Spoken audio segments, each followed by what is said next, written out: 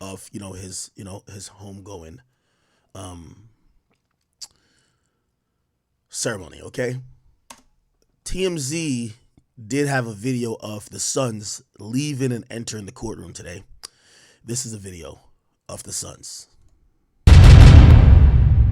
Good spirits, Justin, King Combs.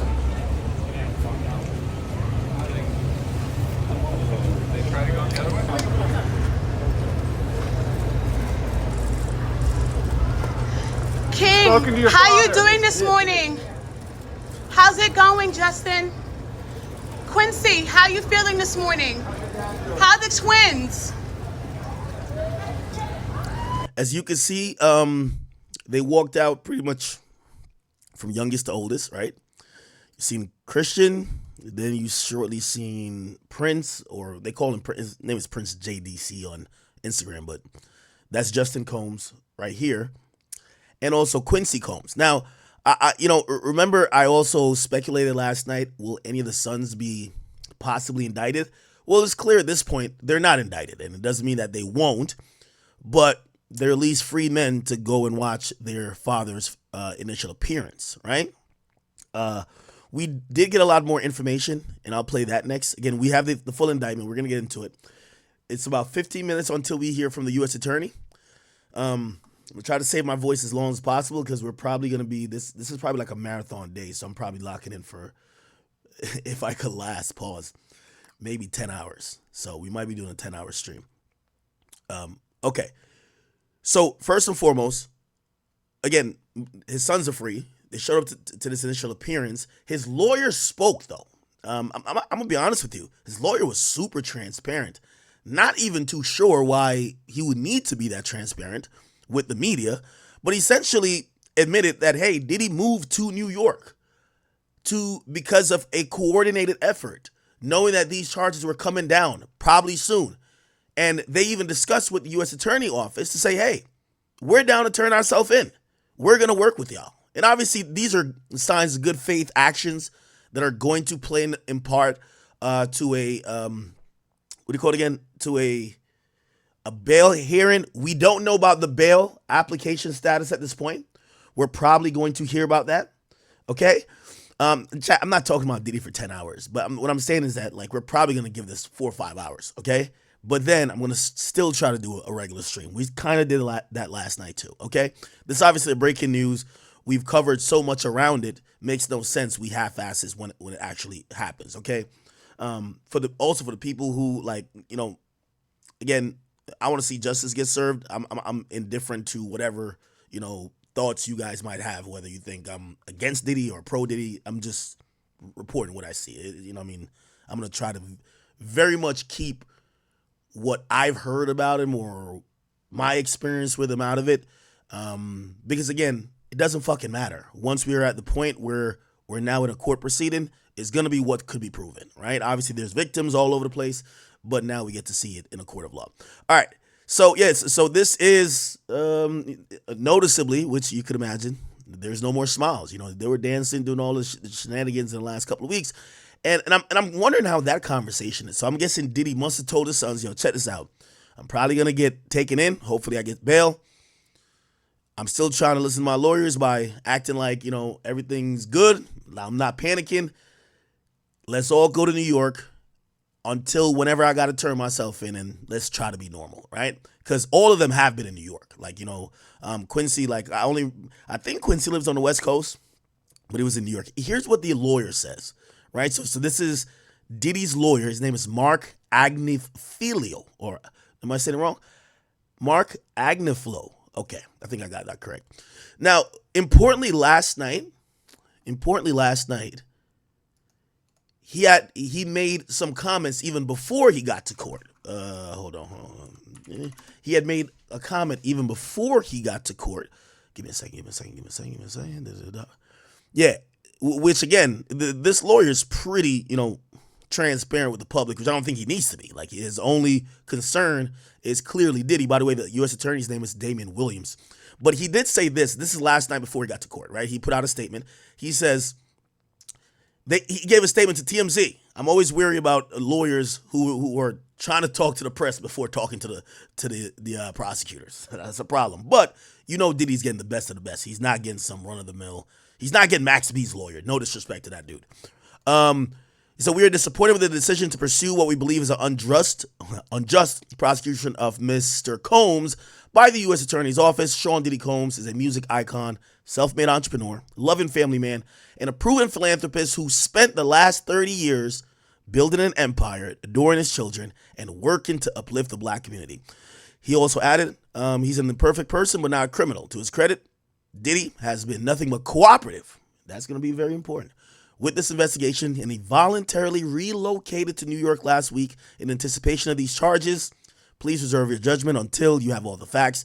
These are acts of an innocent man with nothing to hide, and he looks forward to clearing his name in court. I will say, everything he's doing, like on a optic level, obviously him addressing that Cassie video, like the Cassie video, you're guilty, my nigga. Like there's no presumption of innocence there. But all of his other actions do seem cooperative and do seem like he's trying to face these charges, right? Again, I won't say it means he's clearly innocent, but clearly, he's not trying to run, duck, hide, or, blatantly going on a PR campaign trying to, convince people that he's innocent. Look like he's trying to have his day in court. Here's a lawyer, and the lawyer spoke this morning before going into court. No, it's not planned. Certainly, it's not planned by us. He came here to surrender at a time agreeable to the U.S. Attorney's Office, and then they arrested him last night. I spent the evening with him. I was with him until about 1 o'clock. His spirits are good. He's confident. He is dealing with this head on, the way he's dealt with every challenge in his life, and he's not guilty. He's innocent of these charges. We know what the charges are going to be. Without seeing the indictment, it's going to be racketeering, it's going to be sex trafficking, it's going to be things along those lines. This is what we've been expecting since the searches in March. He, to his great credit, he voluntarily came to New York. Not a lot of defendants do that. He came to New York to basically engage the court system and start the case, and it'll start today. And he's going to plead not guilty, obviously. He's going to fight this with all of his energy and all of his might and the full confidence of his lawyers. And I expect a long battle with a good result for Mr. Combs. Do you think he'll be released? I'm going to fight like hell to get him released, and he should be released with all that he's done and coming here voluntarily. And guys, I'm going to cut it short because I have to go in. All right. So thank you all very much. And all right. So the lawyer, and I would imagine that the lawyer speaking to the public, putting out a statement via TMZ. If you're wondering why my voice sounds like that, seeing someone in the chat say it, losing my voice a little bit. Again, it's been like a couple of days of kind of a little bit sick, but powering through it nonetheless. It's okay. No days off. So I apologize if my voice sounds odd or stressed at times. Okay. All right. So that was the lawyer. By the way, again, we are waiting on the press conference to start. It's scheduled to start at 11:30. This is outside the federal building, the federal courthouse in Manhattan. And here is where you see, obviously, these federal security guards and, okay, actually, yeah. Oh, so I thought it was going to be outside. It's inside. Oh, wow. Here we go. Here we go, people.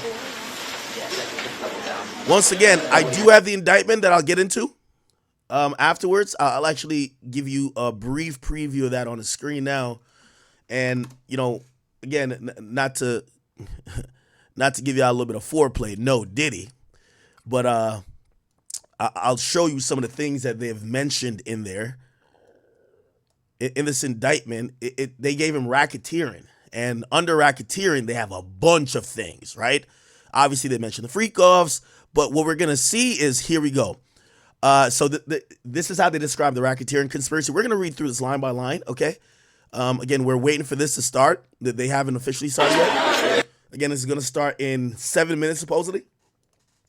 But look at these acts. These are things you're going to have to prove. Multiple acts, including kidnapping, arson, bribery, which, by the way, they're saying some of these things happen in different places as well. Okay, bribery,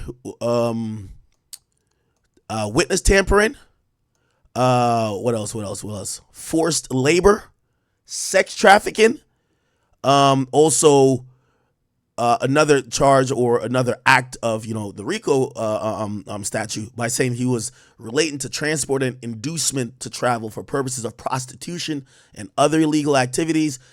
Again, remember I said last time about drug charges? Yep, we got them. Drug charges, multiple offenses involving possession with intent to distribute of narcotics. They list a bunch of these substances. Some you might know, some you might not. Obviously, cocaine, oxycodone, or Oxycontin, as some people say, and some of these other drugs. I probably got to Google them, but ketamine and what the fuck is hydroxybutyric acid? Wow, that don't sound too safe. Okay, cool. Again, it doesn't name anybody else. It names that people in the organization were involved in a criminal activity, but they're not named in this indictment, in the initial indictment, and they're actually just not, indicted, at least on this case file. So maybe they get indicted on a superseding indictment, or I don't know if this is possible. I got to speak to an attorney. Maybe I'm gonna get Bradford Cohen or somebody on here who's a real expert to break it down for y'all. Shit, maybe all the people in the organization flipped on him. They already talked to the feds like, we gave this nigga up. Like, Diddy gotta go. So again, we'll get into that. Another interesting thing before the proceedings start is that. Give me one second. We also find out the details of the raid, supposedly. Remember the raid that happened on his property back in March? They're saying they found 1,000. Like, listen to this shit right here. They said the indictment references, so I'm guessing it's in the indictment. We're going to read it eventually. References what was seized during the raids at Diddy's homes in Beverly Hills and Miami. Various freak-off supplies. Imagine having a freak-off toolkit, my nigga. This is crazy. Include narcotics, little party drugs, more than 1,000 bottles of baby oil and lubricant. They seized firearms, including 3 AR-15s with the face serial numbers and a drum magazine. Yeah, that's kind of crazy, right? Wow. You know what was interesting? Nigga, they said they found the freak-off supplies. Mad drugs, mad baby oil and lubricant. We heard they didn't find one condom. How is this possible, my nigga? They found everything but the condoms. What type of shit is this? Nigga, they found 1,000 bottles of baby oil and not one lambskin latex condom. This shit is crazy. Oh, man. Watch, they're going to be like, yeah, we found mad honey packs. We found some rhino pills. We found some this. They didn't find one condom in the whole house. This is crazy.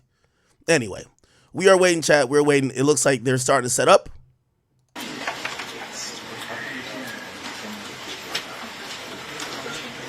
Now, here's what's interesting. I let it play. 7-6. You just came in from the left. Are you okay? Okay. Thank you. By the way, we see a whiteboard here. Sometimes they'll use that. Hold on. They'll use that to like map out a conspiracy. We'll see. Wow. I'll shut up, man. We'll watch it.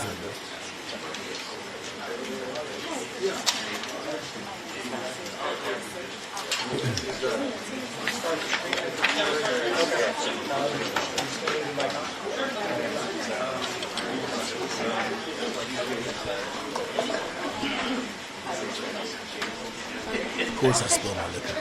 Jesus Christ. Oh, okay.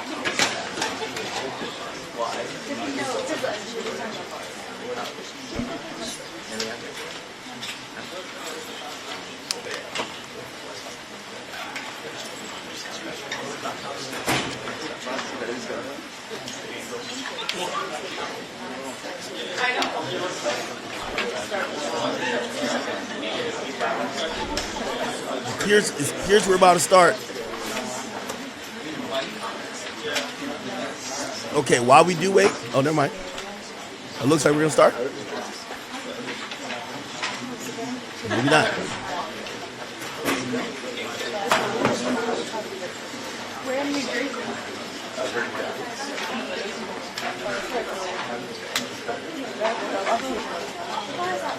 Okay, real quick while we wait. It's important, I'm gonna look this guy up as well. So Damian Williams, so he's the U.S. attorney. He's the Fonnie Willis of this case. Damian Williams, U.S. attorney. So let's look this guy up. Okay, all right, black man, I see you. All right, so we can't be like the white man trying to get Diddy down. It's definitely a black U.S. attorney. This guy right here. He's the guy who we'll see talk shortly. But he's the one who signed the bottom of make sure I'm not missing anything. Oh shit! Never mind. Look. Oh, here they go. Here they go. Where's the baby oil? Show me the baby oil. Johnson & Johnson stock going up. Invest in Johnson & Johnson. I'm not no financial advisor, but god damn it. Oh, these were the guns. Why wouldn't Diddy just have legal guns? Apparently these were defaced. A gun is illegal. As soon as you deface the serial number, it's a legal gun. You get what I'm saying? And usually it's probably not a legally obtained gun because that's why you're defacing the serial number, right? That was fast.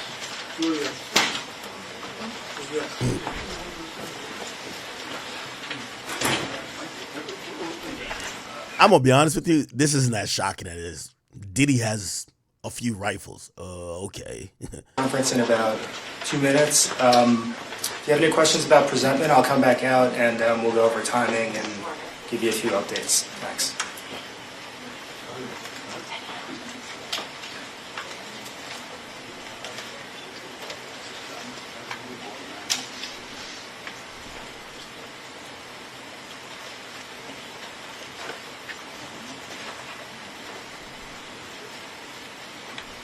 Again, I could probably quickly, I don't want to miss anything at all. If they start talking, let me switch immediately back. Do they have weapons? I want to see if that's part of it. They found weapons at the face, so they could just add it on, right? Do they have firearms? Probably sure there's going to be some firearms somewhere in this. Okay. We'll read through it. Here we go. These are rifles that have been clearly disassembled. Not too sure if this is how they found it or the feds disassembled it. But there's a drum magazine. Clearly a rifle. You can see these are 223 or 5.56. Oh, here we go. Here we go, Jack. Make sure you can see the whole thing.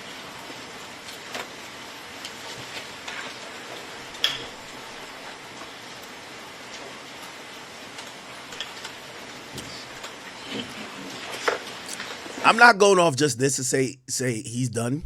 None of the crimes, at least that we know, did he put guns to the women's head, right? So we want to see the condoms or lack of condoms. We want to see the baby oil. We want to see the fucking the fucking stiff sheets that's just soaked in the freak off cum. Pause. Here's the U.S. attorney, as I said. Morning, everyone. My name is Damian Williams, and I'm the U.S. attorney here in the Southern District of New York. Today I'm announcing the unsealing of a 3-count indictment, charging Sean Combs with racketeering conspiracy, sex trafficking, interstate transportation for prostitution. The indictment alleges that between at least 2008 and the present, Combs abused, threatened, and coerced victims to fulfill his sexual desires, protect his reputation, and conceal his conduct. As alleged in the indictment, to carry out this conduct, Sean Combs led and participated in a racketeering conspiracy that used the business empire he controlled to carry out criminal activity, including sex trafficking, forced labor, kidnapping, arson, bribery, and the obstruction of justice. Let me say a little bit more about the charges. The indictment alleges that Combs abused and exploited women and other people for years, and in a variety of ways. As alleged, Combs used force, threats of force, and coercion to cause victims to engage in extended sexual performances with male commercial sex workers, some of whom he transported or caused to be transported over state lines. Combs allegedly planned and controlled the sex performances, which he called freak-offs, and he often electronically recorded them. Whoa. The freak-offs sometimes lasted days at a time, involved multiple commercial sex workers, and often involved a variety of narcotics, such as ketamine, ecstasy, and GHB, which Combs distributed to the victims to keep them obedient and compliant. As alleged, when Combs didn't get his way, he was violent, and he subjected victims to physical, emotional, and verbal abuse so that they would participate in the freak-offs, and that Combs hit, kicked, threw objects at, and dragged victims, at times by their hair. On one occasion in March of 2016, that conduct was captured on video and later reported in the media. That's the Specifically, Combs kicked, dragged, and threw a vase at a victim in a Los Angeles hotel when the victim was attempting to flee. As alleged, these assaults often resulted in injuries to the victims, which took days or weeks to heal. In addition to the violence, the indictment alleges that Combs threatened and coerced victims to get them to participate in the freak-offs. Oh my God. He used the embarrassing and sensitive recordings he made of the freak-offs as collateral against the victims. And the indictment alleges that he maintained control over the victims in several ways, including by giving them drugs, by giving and threatening to take away financial support or housing, by promising them career opportunities, by monitoring their whereabouts, and even by dictating their physical appearance. Because of all of this, the indictment alleges that the victims did not believe they could refuse Combs without risking their security. They're describing or facing more Cassie a abuse. lot. They're describing Cassie a lot. The indictment also alleges other acts of violence undertaken by Combs and others, including violence against witnesses to his abuse, kidnapping, and arson. The indictment alleges that on more than one occasion, Combs carried or brandished firearms to intimidate and threaten victims and witnesses. Now, Combs did not do this all on his own. As I mentioned, Combs has been charged with RICO conspiracy. He used his business and employees of that business and other close associates to get his way. Those individuals allegedly included high-ranking supervisors in the business, personal assistants, security staff, and household staff. The indictment alleges that those individuals facilitated the freak-offs. They booked the hotel rooms and stocked them with the supplies, including drugs, baby oil, personal lubricant, extra linens, and lighting. When the hotel rooms got damaged, they helped clean it up. They arranged for victims and commercial sex workers to travel for the freak-offs, and they delivered large quantities of cash to Combs to pay for the commercial sex workers. The indictment also alleges that they helped Combs cover up his crimes. During the March 2016 incident at the LA hotel that I mentioned earlier, a member of the hotel security staff intervened, and Combs attempted to bribe the staff member with a stack of cash to make sure that what happened was kept quiet. And as the indictment alleges, in late 2023, after public allegations were made about Combs' crimes, he and others pressured witnesses and victims to stay silent, including by making phone calls to witnesses and victims and giving them a false narrative of what they had experienced. Oh, shit. And as alleged, Combs used others to help conceal his abuse by monitoring and preventing victims from leaving a location in order to hide their injuries, or by locating and contacting a victim who had attempted to flee. Sounds like Cassie. As part of this investigation, in March of this year, special agents from HSI executed search warrants at Combs' residences in Miami and Los Angeles. They also executed a warrant for Combs' electronic devices. During those searches, agents seized evidence of the crimes charged in this indictment. They seized firearms and ammunition, including 3 defaced AR-15s and a large capacity drum magazine. They also seized evidence of the freak-offs, electronic devices that contained images and videos of the freak-offs with multiple victims. And they seized cases and cases of the kinds of personal lubricant and baby oil that Combs' staff allegedly used to stock hotel rooms for the freak-offs. more than 1,000 bottles altogether. KY stock going up. Here are some of the items that we recovered during the searches.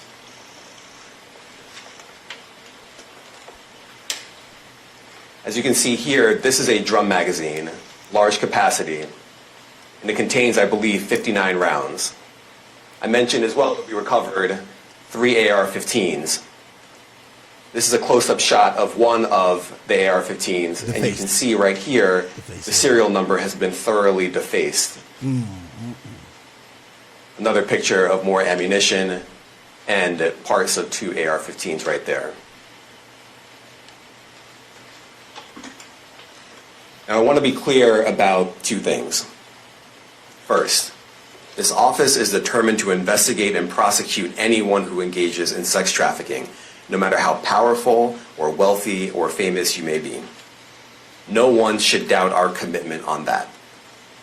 A year ago, Sean Combs stood in Times Square and was handed a key to New York City. Today, he's been indicted and will face justice in the Southern District of New York. Second, we are not done. This investigation is ongoing, and I encourage anyone with information about this case to come forward and to do it quickly. Anyone with information can call 1-877-4HSI-TIP.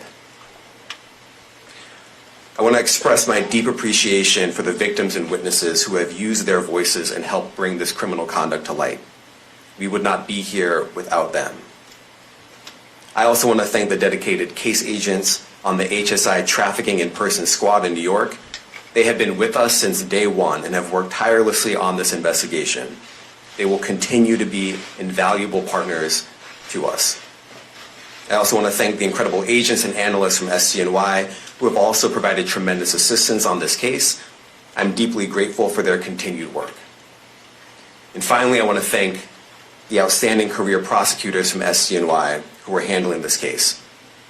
Meredith Foster, Emily Johnson, Chrissy Slavic, Madison Smeisler, and Mitzi Steiner, and their supervisors, Jamie Backleiter and Jacqueline Kelly. Remember all those names. They are members of the Civil Rights Unit in our criminal division. Remember those names? We created the Civil Rights Unit when I became U.S. Attorney. I'm deeply proud of their work on this and so many other cases. I'll now take some questions. Eric Katursky, ABC. Thanks, Damien, thanks. The indictment describes aggressive, open, violent, hedonic. Yo, chat. All the prosecutors are white women. Diddy's cook, chat. If these are the prosecutors, Diddy's fucking fried. How many women were victimized by Sean Combs? All and white women. How many others were involved? Look, our investigation is ongoing. We are committed to bringing justice to everyone who's been victimized by the defendant. I can't tell you why it took so long. I think the better focus is on the fact that we are here today. And we are committed to making sure that justice is done. Next question. Thank you. Julia Ainsley, NBC. Thank you for doing this. You said we are not done and that Combs did not do this alone. Do you foresee that there could be other charges related to this case? I'm not taking anything off the table. Janet Fisher, Newsday. What's the difference between the sex trafficking and promoting travel for the purpose of prostitution? Well, there are different crimes with different elements. I don't think we should get into the nitty-gritty of the legal discussion right now, but the sex trafficking, we believe, they're all serious offenses, but the sex trafficking conduct carries some significant penalties, and we are gratified that we were able to bring that charge. Is one more coercive than the other? I'm not going to be able to get into that, but you can look it up, and yes, sex trafficking, especially when it involves coercion or force, is a very serious crime, and it carries significant penalties.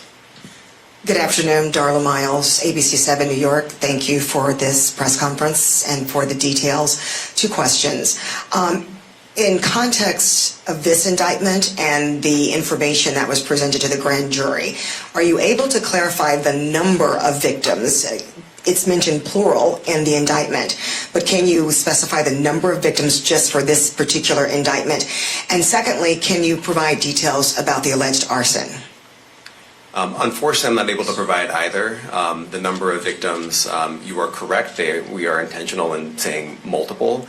The details of the arson incident are limited to what we have in the indictment and also the detention letter that we filed, which contains more details than the indictment does at various points. But we don't have anything more beyond that. Next question. Lynn Tran, CNN. Are any of his accomplices or associates under investigation? And additionally, could he face any more charges? So the investigation is ongoing. That means both as to him and to anyone else who we believe committed the crime with him.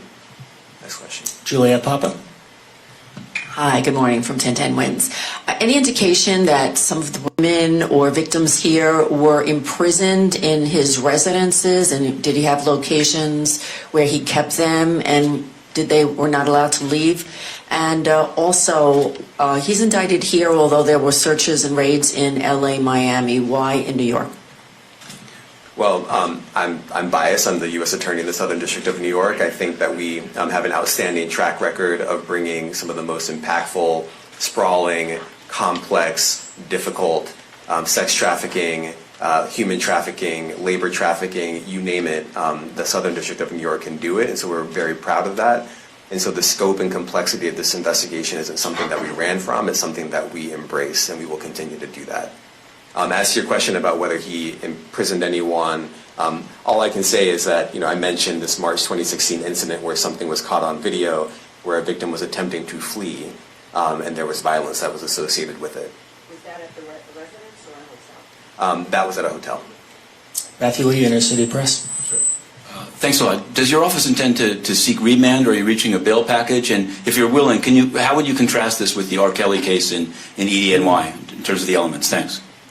So we will be seeking detention. We have filed a letter laying out our reasoning for seeking pretrial detention. I'm not going to be able to expand beyond what's in the letter, but it contains all of the reasoning, and it contains the law as well. There is a presumption of detention in a case like this, and we think that's warranted. John Anise, New York Daily News. Thank you. I was hoping to get some more detail about the searches of his residence, the guns, the baby oil, lubricant, and the videos. Where were they found amongst his residence? Were they all scattered around the houses in one place? I kind of wanted to just get a better picture of how that stuff was found. Well, look, I think that some of the details that you're seeking are in the detention letter. So, for instance, some of the AR-15s, 2 of the 3 defaced AR-15s were found in his bedroom closet in Miami, broken down into parts along with magazines with ammunition loaded in them. So some of that detail is in the detention letter. Beyond that, I'm not going to be able to get into where other items were stored. Ben Kochman, Post. Hey, thanks for doing this. Your office was the office that had been prosecuting Jeffrey Epstein before he died in custody. I have not read your detention memo yet. It's the first thing I'm going to do after this ends. But does the memo address, or is your office concerned with Combs' safety in custody, given what happened with Epstein? Wow. So we are concerned with anyone's safety whenever they are detained prior to trial. It's part of our obligations to keep people safe as well. It's part of the criminal justice system. So, but I do not draw any sort of connection between Jeffrey Epstein's suicide and what may or may not happen to any other defendant while they are detained pre-trial. And of course, the decision whether to detain the defendant will be up to a judge. Our position is that pretrial detention is warranted under the law and based on the facts of this case, and I'll leave it at that.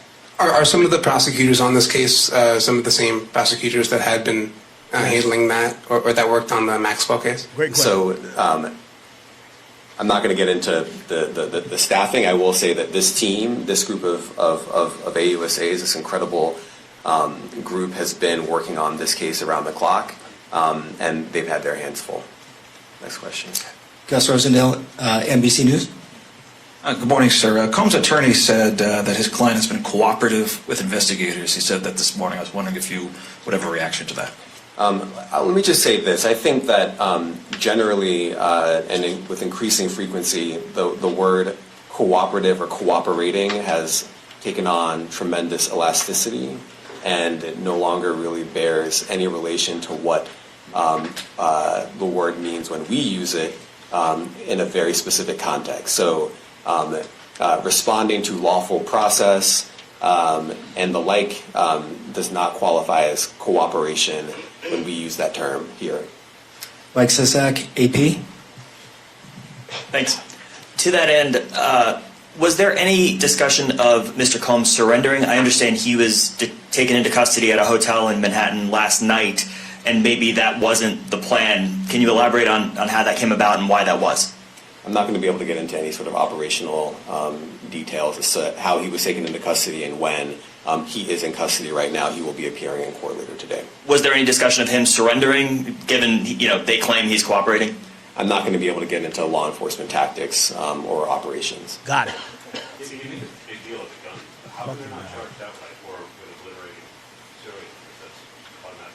Well, I can't get into the charging decision. It is very meaningful to us that weapons were possessed, as we allege in the indictment.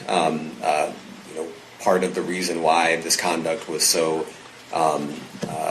pervasive and harmful was because victims and others didn't necessarily feel comfortable denying him his wishes, as we allege, because of the presence of firearms.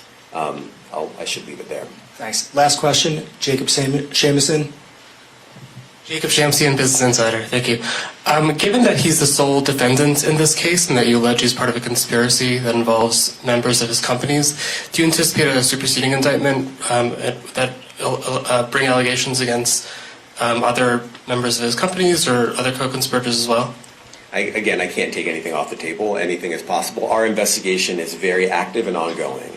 And I think a lot of you who cover this office know that when we say such things, that developments are certainly foreseeable, but I cannot predict them sitting here today. All right, thank you, everyone. Thank you. What part of his business empire is exposed to forfeiture? Thank you, everyone. Thank you.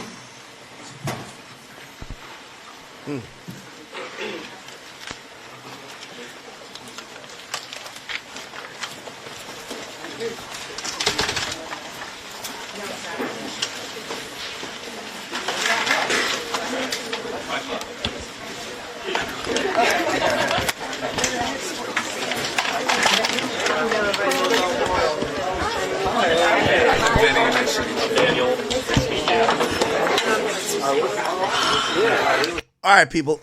Great. So that is the official press conference. I do know there was an additional, area that was set up outside. Not too sure if, maybe any other authorities will get to this spot that they'll be able to conduct something meaningful. Maybe some other questions could be asked. I guess whoever the AP reporter is, they're just like, they only showed this one thing. Now, here's the thing, chat. I do have the documents here for you. It's actually slow to be updated, I guess, because he hasn't appeared in court yet, which I thought he actually did, but he hasn't. They kind of unsealed it, but not officially, where it's fully in the system where you can look up any federal case. So it's not in the site that I usually use, but the documents are available, right? I think directly through the clerk. We're going to read the whole indictment. I do want to skip ahead, and this is kind of jumping ahead here because I think I'm going off my train of thought. The U.S. attorney said repeatedly there's certain things, more details that might not be in the indictment that's in the memo for detention. So essentially, there's a bunch of documents filed. Okay, here's the initial indictment, but we're also filing a memo for detention, hoping that the judge or the magistrate judge says, hey, we're going to deny bond, at least at this time, until, we'll reconsider maybe at a different point.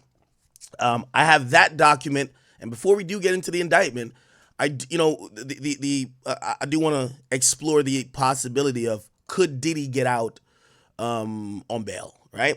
And also it's going to give us some more details about what they're using And what you're gonna realize is, if I think by now, either Cassie or the feds with Cassie leaked that video, because that video of Diddy beating Cassie in that hotel, it's actually it's referenced in a detention memo and the indictment. Okay, so let's do the math here. Like, it's clear the feds probably played a nasty game with Diddy. Probably was also trying to encourage more witnesses to come forward, right? Because when people seen that video, everybody backed up off Diddy, like, oh shit, never mind, it's not a witch hunt. This shit's true. So it kind of looks like, hold on. No, this is the wrong thing I pulled up. Sorry. What the fuck? Oh, I didn't put it on screen yet. Give me 1 second. Did I send the right thing? Give me 1 second. So what I'm about to put up on screen is the detention memo.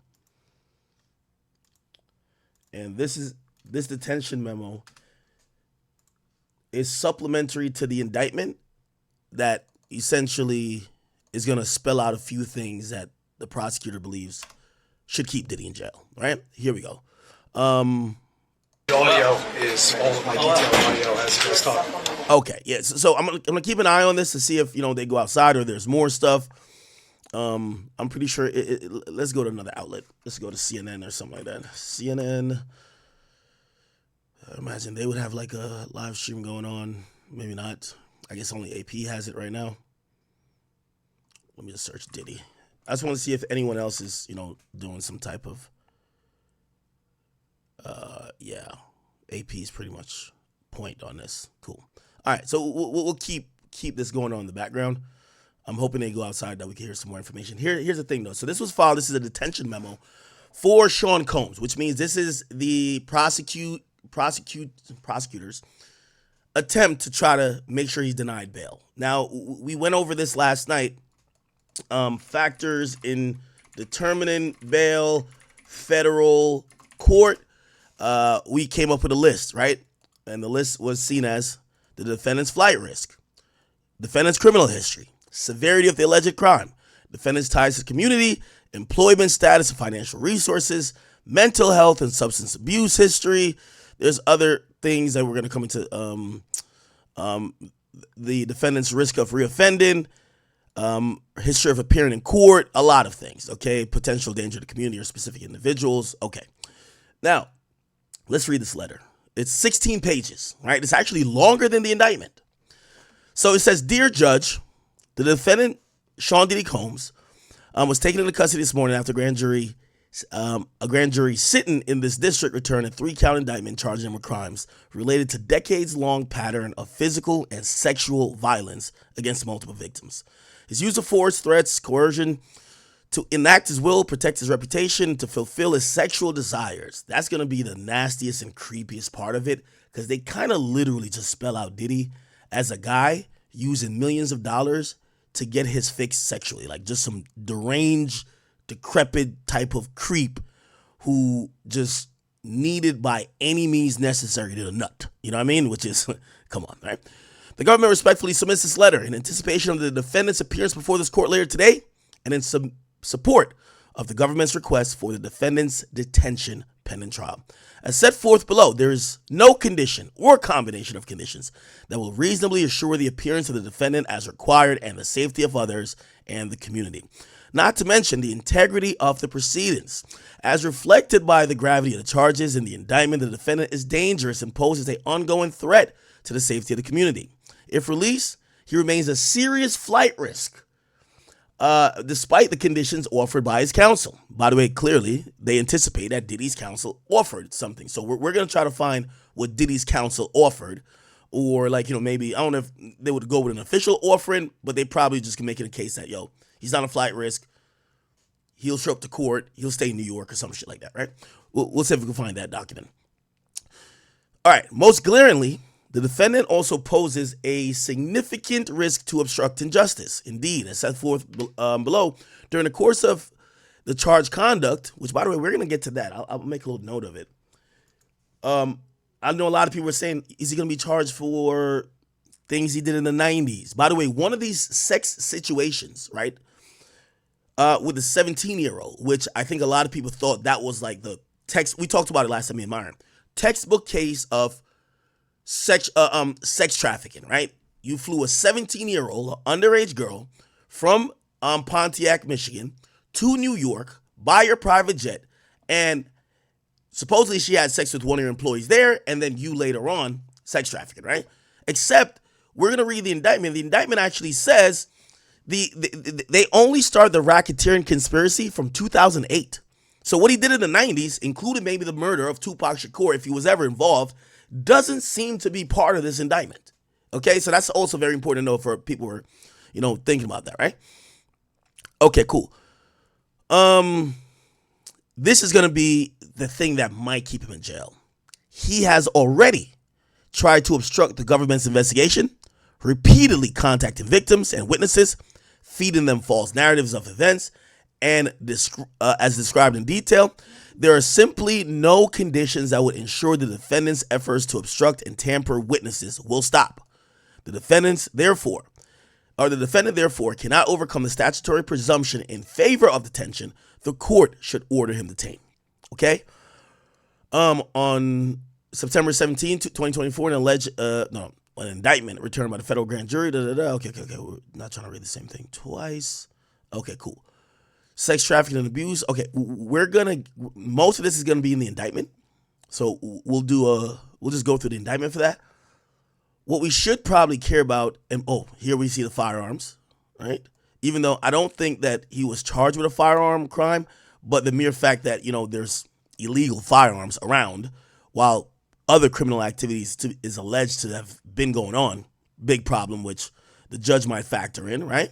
Basically saying this guy is having an arsenal of illegal weapons while he's doing illegal shit, right? 59 rounds of .223 ammunition seized from his LA home. Obviously, that would be illegal. I don't know what the magazine capacity is in LA, but definitely you can't have no 59 rounds, okay? Not no damn drum, okay?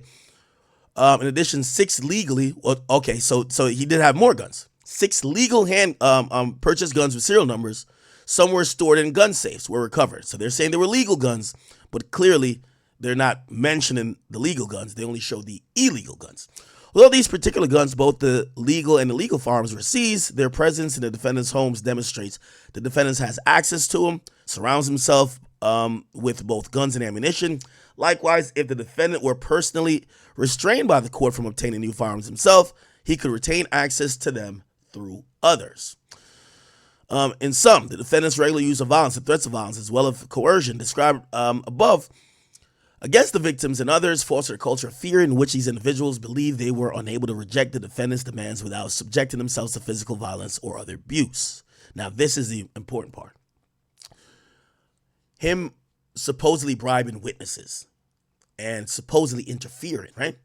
Throughout the time of the period charged in the indictment, when the defendant faced the possibility that his violent and criminal conduct could become public, the defendant and other members of the and associates of the enterprise pressured witnesses and victims to not report what they saw or heard to law enforcement, or to otherwise conceal the criminal conduct. For example, as noted in March 2016, that's the Cassie video we all seen, the defendant was captured on video surveillance, striking and kicking and dragging a woman in a public area of a hotel in an apparent attempt to prevent her from leaving a freak off. When a member of the hotel security staff intervened, the defendant attempted to offer the security staff a stack of cash to ensure silence after the security guard refused the bribe, and after coordination between the defendant and his employees, the defendant's staff contacted other members of the hotel security. At the same time, the staff members were in close communication with the victim of the assault as well, all in an effort to cover up the defendant's assault and prevent the incident from being publicly disclosed. Within days of the incident, the surveillance video disappeared from the hotel's server. So who had if it disappeared from the server, who had the video? Because we've seen it now. Okay. Similarly, throughout the period charged in the indictment, members and associates of the enterprise have reached out to multiple victims on behalf of the defendant to convince them not to report the defendant's abuse. Most recently in 2023, immediately following the public allegations of a certain defendant's crimes, including his physical and sexual abuse of women, the defendants and other members of the enterprise made repeated phone calls to victims and witnesses, during which they provided victims and witnesses with false narratives of events in an apparent effort to conceal the defendant's crimes. So basically, last year, Diddy was ringing up the phone, calling people who could be victims. On at least 2 occasions, the defendant recorded those calls. Oh, wow. He recorded the calls on a co-conspirator. Ooh, this is going to be big. It says a co-conspirator. Now, when you hear co-conspirator in an indictment, it doesn't mean they're going to be charged, because sometimes there is unindicted co-conspirators, but they're basically saying whoever this person is was helping Diddy cover up crimes. They're not a victim, okay? Because everybody's going to be like, I was only fucking them guys because Diddy told me to, or I only beat up that guy because Diddy told me to. I wasn't doing it because I wanted to. Diddy threatened me, he was going to kill me, so I had to go kill them, or not kill them, but beat that person up, right? But they're saying this person is a co-conspirator. So this person was cognizantly helping Diddy. Anyway, thereby attempting to obscure his involvement in the obstruction. So the government is investigation is ongoing. While the indictment against the defendant was on seal today, the investigation into his and other co-conspirators' conduct is active and ongoing. As a result of that ongoing investigation, as well as the defendant's charged conduct outlined above, including obstruction of justice and witness tampering, the government is limited in its ability to fully set forth all known details of his criminal conduct, including details of certain witness testimony. So they're saying there's witnesses who have told them about methods and means that Diddy has taken to try to cover up his crimes that they don't want to put right now in his detention letter, but probably is still an active part of the investigation they got going on and probably will be in the case, right? To the extent that the court has additional questions about the charged offenses or the charged offense conduct or any other information set forth herein, the government is prepared to proffer additional information on an ex parte basis. Wow. That's huge. We got to get a lawyer on here. I got to hit up Bradford Cohen. We need the top legal minds to break this down. I'm only limited in certain scope of what I could break down and interpret for you guys. Okay. Now, we all know from the Young Thug YSL case, an ex parte hearing or communication means ex parte means without a party. And in the court system, you have the prosecutor, the defense, and the neutral arbiter, which is the judge. So any conversations or meetings that excludes one of those people is considered ex parte. So it's apparent that the prosecutor is saying, we have more information about some witness testimony that we know we're not going to call anyone snitches here, because these are potential female victims. Again, this ain't a gang case, so there's no snitches, let's be honest, right? These victims, or alleged victims, they probably are saying shit, either actively working or whoever knows what it is. And basically they're telling the judge, we'll tell you on the side what the depth, or if you have questions about, some of these things we're alleging, because we're not saying everything because our investigation is ongoing, we'll say it in an ex parte context. And again, unlike the the Young Thug case, this ex parte communication would not be seen and deemed as, as something that, is it has some Brady element, which means, you need to disclose to the other side, because this is about bail and the conditions of bail and what could be considered isn't the same level of, transparency as what you would expect in a trial. Now, if this was trial, it'd be very different, but this is just on bail. They're just saying, don't get this nigga bail. If you want to know why, we laid out some general shit. If you want to know the specifics, we'll come into your chambers or we'll do a sidebar. We'll tell you then. But don't tell Diddy, because that's probably, crucial to our current investigation, and we probably got more charges or maybe a superseding indictment. So that makes sense. So they start arguing some applicable law. They're using the Bail Reform Act, 18 USC, whatever. And they're basically just outlining that there is a lot of case law that matches up and actually co-signs their idea that Diddy should not be let out on bond. So let's go back to last night. We're talking to Myron. And when we're talking to him, primarily we said, well, look like Diddy's cooperative. And I said, at what point do you think this become uncooperative. And I mean uncooperative like he's like, I'm not gonna, and cooperative doesn't mean he's snitching, right? It just means they're communicating. Hey, we are investigating you, just to let you know. Hey, don't go too far. Hey, this grand jury proceeding might be wrapping up soon. Don't make it hard for us to find you. We shouldn't have to dispatch the marshals to come look for you under a rock. He's like, no, I'm not running. I'll come to New York. I'll make myself readily available. Maybe they've sat in for an interview session or two. Who knows? Here's the thing. Again, no matter how cooperative he's been, the prosecutors are still taking the stance. Yeah, he came to New York. Yeah, he's been quote unquote cooperative, but we still don't think he should be let out on bail.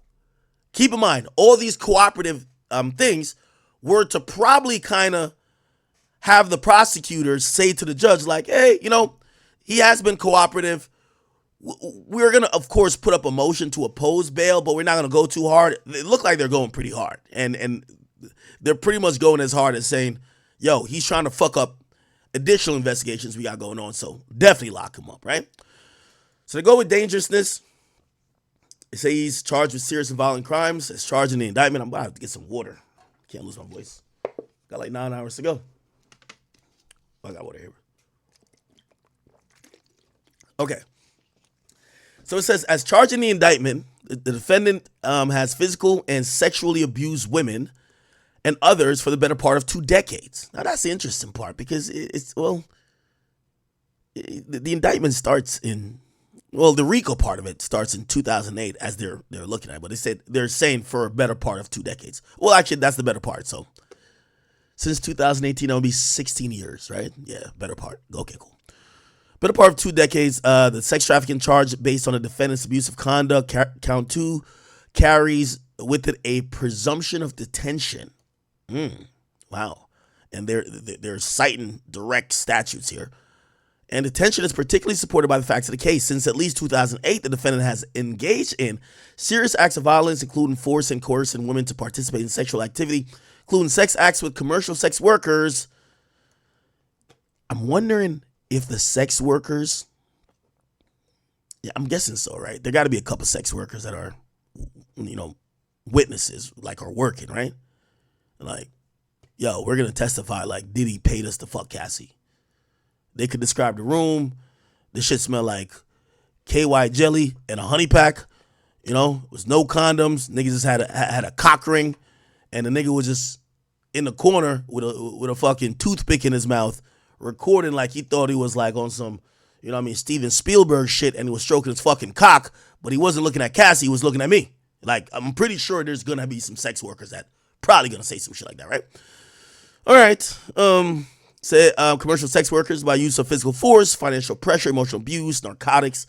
These acts described above, they were referred to as freak-offs, among other names, and involved orchestrated sexual performances facilitated through drug use that sometimes lasted days at a time. Also, you're going to realize that they also say, and I'm skipping ahead here, but I'm just giving you a little bit of notice, they will eventually say that Diddy is facing a mandatory minimum, right? A mandatory minimum.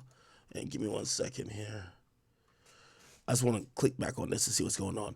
Diddy is facing a mandatory minimum. Okay, nothing has happened out here. Cool. All right, yeah. He's facing a mandatory minimum of 15 years all the way to life. So it is very, very much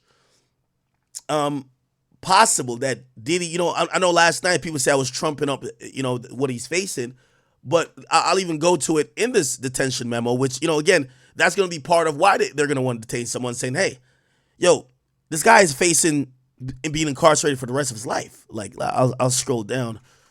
It says 15 years. Let's see. Look, the risk of flight. Nor can a defendant overcome the presumption that he's a risk of flight. The crimes the defendant is charged with carry significant penalties, including a mandatory minimum sentence of 15 years imprisonment and a statutory maximum of life imprisonment. Now, we all know how it works on a federal level. If you get convicted on a federal level, there is only pretty much one way. you could go below what they have imposed as a mandatory minimum. And you got to get that 5K1 letter. You got to be snitching, right? Now, granted, if we're thinking that, well, they kind of levy him to be the head of this enterprise, so who could he snitch on? So if he can't snitch, if he gets found guilty on these things, right, even through a plea bargain deal, that's 15 years, right? 15 years, right? And again, remember, this is a mandatory minimum, which is why people are definitely scared of the feds, right? Like they have imposed a lot of mandatory minimums that it doesn't really give to the judge discretion in what they think you should get. These are hard line mandatory minimums that could only be bypassed for a very small handful of reasons. One, the biggest and the most known one is snitching, which is if a prosecutor writes what's called a 5K1 letter on your behalf at sentencing, it tells the judge you have cooperated, snitched, and that they could now bypass the mandatory minimum. Okay? Again, we don't think that's going to be applicable here for Diddy. Who can he tell on? Was he going to tell on like some other mogul? Right? Like, come on. We don't even see that happening. But maybe it's possible. But, let's be realistic, right? So if Diddy's facing minimum 15 years, minimum. How old is Diddy right now? By the way, I'm keeping an eye on this. How old is Diddy? 54. In 15 years, he'd be, obviously, he would have to serve 85% federally. So 85% of 15 years, 85%, it would be 8.5 if it's 10.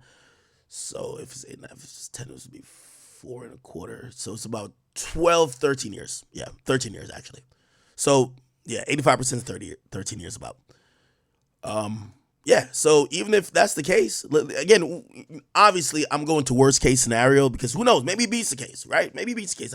Anything can happen.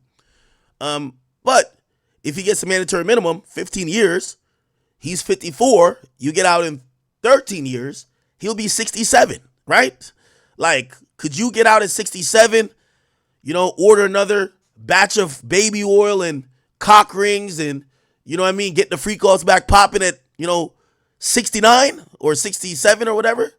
Maybe, right? I don't know if the money's going to be hitting the same, right? I think the financial discussion, I'm going to see if I could, there's a few people I want to get on. For a criminal level, I want to get on Bradford Cohen. I'm gonna contact him and make sure I try to get him on today or maybe tomorrow. Bradford Cohen, let me see if I can break it down. I would love for him. I know he's probably bogged down today. And also he's not like just a media guy. He's a actual attorney, so he got his own cases. But let me hit him up. I would love for him to kind of break this down. I would love for him to break this down. I would also like for maybe an attorney or, I don't know if it's a financial expert I should probably go to. We got to figure out how Diddy, what would be the advisable thing to do if you're Diddy, a guy with allegedly a net worth of hundreds of millions of dollars, now facing life imprisonment. Also, you have your financial opportunities cut. Obviously, he's selling a couple of homes. He's liquidating a few things. But how does this work out financially? By the way, I'll show you this, which we'll get to it in the indictment. Where's the indictment? So this is a detention memo. We got the indictment here. By the way, let me just keep looking over here to make sure nothing's going on. All right. So we see a little bit of movement here. These are the federal officers right here. So we're waiting for somebody to get on this mic. Pause. No Diddy. Here's the indictment.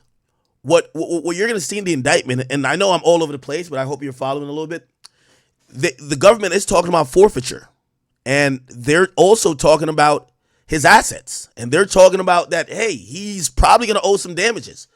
And they're also pushing forth to say he could forfeit some assets if he can't pay it, or if he's transferred. I'll read it real quick.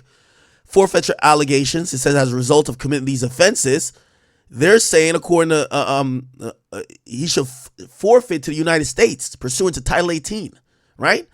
Any interests that the defendant acquired or maintained in violation of Title 18, right? Which means any and all interest in securities of, claims against, and property or contractual rights of any affording a source of influence, blah, blah, blah. Okay. Let me try to get to layman's terms. Okay. You should forfeit any. Look, here we go.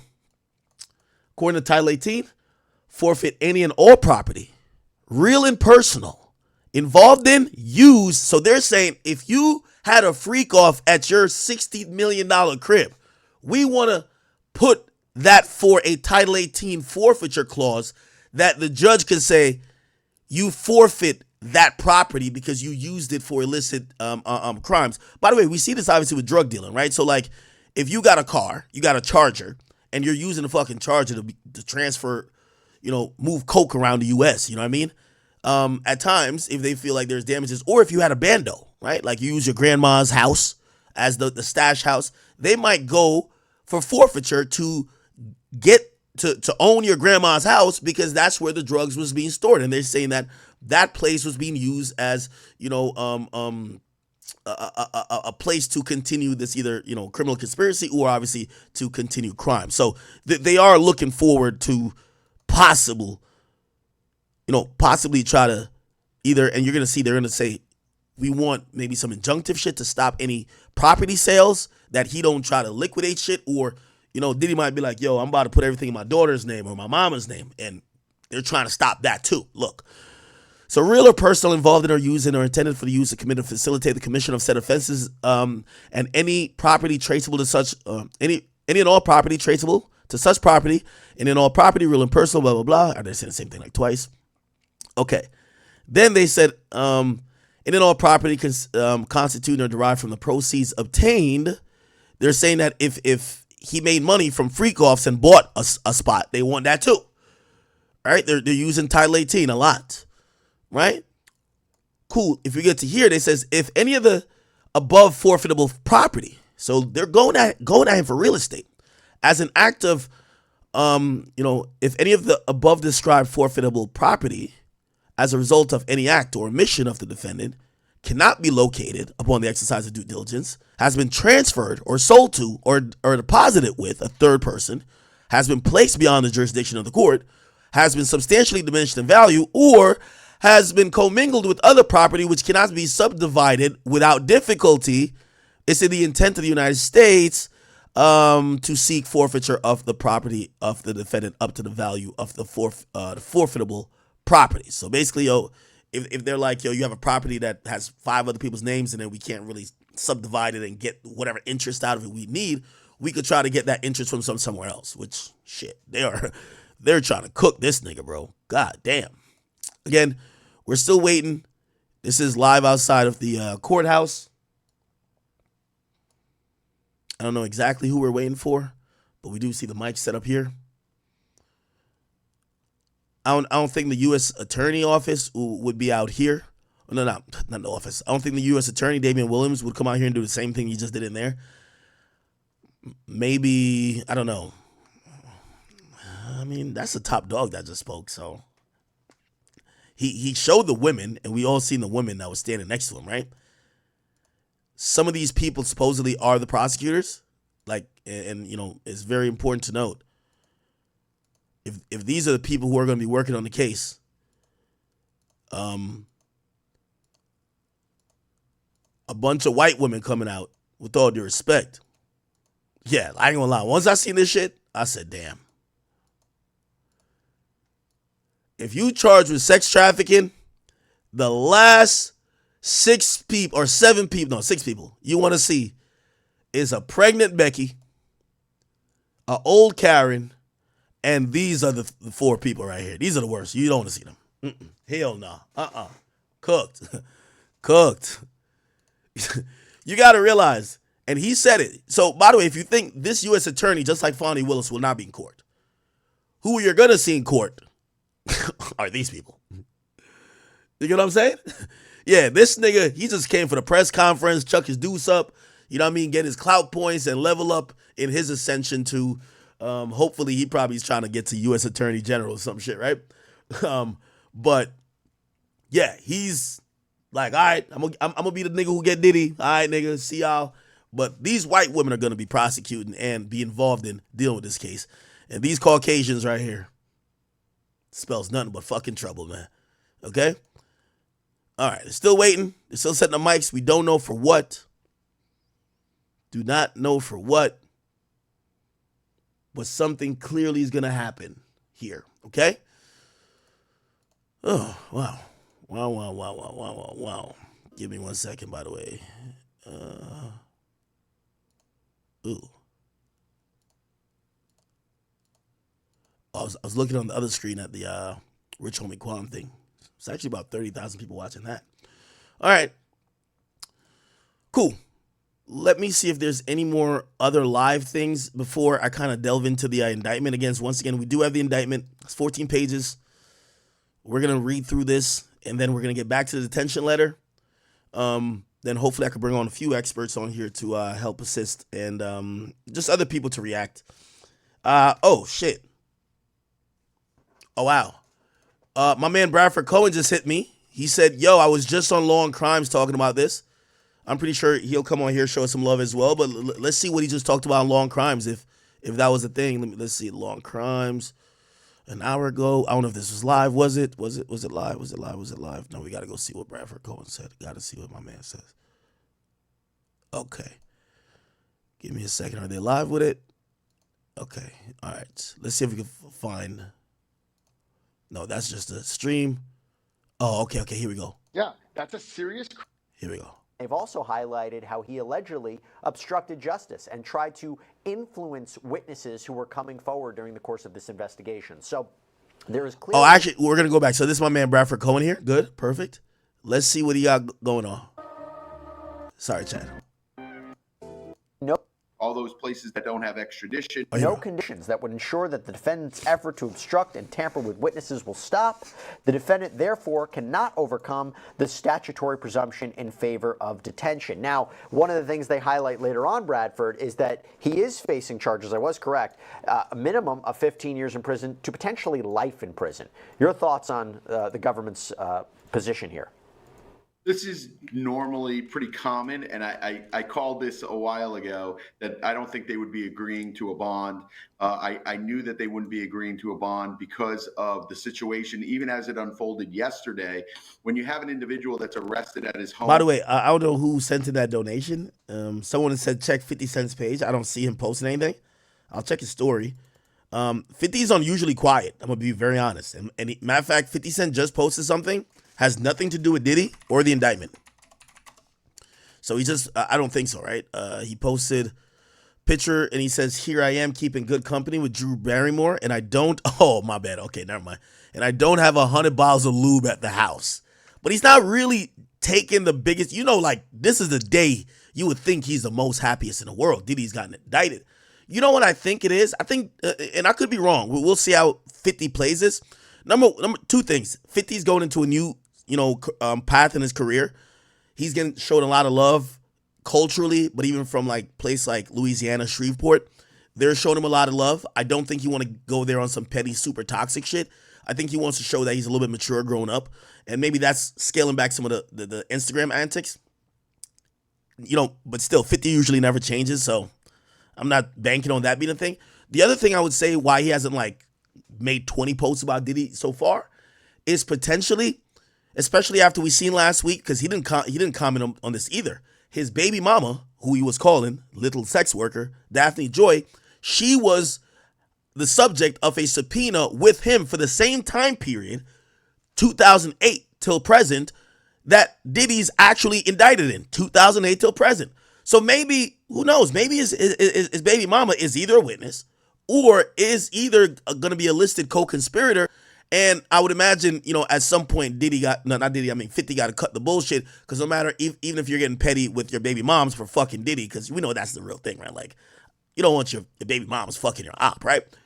You have to remember that's the mother of your child, and your son does care about that person. So maybe that's one of the reasons he hasn't gone completely crazy, because maybe the mom is tied up in this thing. Again, we don't know about any co-conspirators. They haven't been named, even though they have been just referenced, like co-conspirator, but we haven't seen the names. and we don't know if they'll be indicted or not. Okay. Anyway, let's get back to this real quick. Home or arrested wherever he is at night, and they want to hold him overnight until the next day for a hearing. Generally speaking, you don't have an agreement for a bond. If you had an agreement for a bond, there's usually a surrender date. You have a quick hearing in front of a judge. There are things that take place that are very easy to do and easy to breeze through the system. And this. Everyone knows every time Diddy's name comes up in something, it's always some freaky issue by the sea, man. Now, in what's new, you feel me? Now, new information's coming out. Diddy lost a lawsuit where he essentially owes $100-something million. That person, I'm not gonna lie, bro, you're never seeing that money. It's sad to say. You're never ever seeing that money ever. Yeah. Is the diddler. You're never seeing that money. Got some of the best lawyers in the world. He's a billionaire. Still supposedly. You feel me? He's liquidating his assets now. Selling houses and doing all that. But bro, you're not seeing any money. Like Diddy's the only reason he won the case because Diddy just never went to court. That's it. But it's your boy Big Act News. Make sure you like, comment, subscribe, and let me know how you guys feel about everything. And I'm out.